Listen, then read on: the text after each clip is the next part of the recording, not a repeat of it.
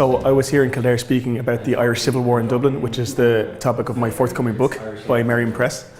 And I was speaking about basically the military aspects of the Civil War in Dublin, the battle at the start of the Civil War around the Four Courts, and the 8 to 9 month insurgency campaign waged afterwards between pro and anti-treaty forces in Dublin. I hope that a lot of the material in the book, while it's quite shocking, will be enlightening. I think kind of as the Civil War as a whole is a little bit like an unlanded spoil. I think people might be afraid of getting into it because of all the bitterness that lies behind it, all the dirty secrets, but I think actually it's the opposite. I think that once we know about the Civil War in detail, we can put it more comfortably in the past.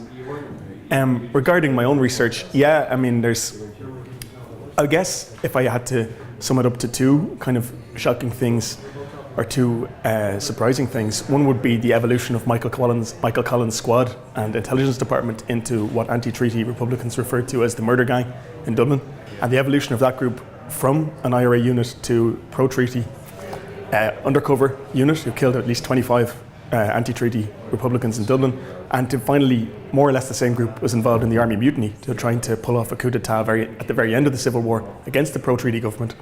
That would certainly be one kind of striking story that runs through the book. On the other side, one striking thing would be the level to which the anti-treaty side struggled with the fact that the civilian population did not support them. And one particularly striking thing was the amusements order, which they launched in the spring of 1923, where they banned all public entertainment during what they described as a period of national mourning. And this campaign involved things like bombing theatres and bombing cinemas. And as I said in the talk, it was only by the grace of God that this didn't cause several massacres in the streets of Dublin. So neither side comes out of the story particularly well, but as I said, I think it does our society much more good to actually know all these things rather than to sweep them under the carpet. Particularly the men I referred to before as having graduated from Collins' squad to things like the CID and Army Intelligence in the Civil War had done a lot of up close and personal killing between the War of Independence and the Civil War, and also some killings afterwards. Charlie Dalton would probably be the standout example. Charlie Dalton was committed to a mental asylum, as it was known at the time. There's extensive correspondence in his pension file, which talks about the fact that he used to hide under the bed. He thought his enemies were coming to kill him. Things like this, a doctor declared him irrevocably insane, I think was his words in the 1940s. Language was blunter back then. So as I write in the book, Charlie Dalton certainly paid for whatever misdeeds he did during that period.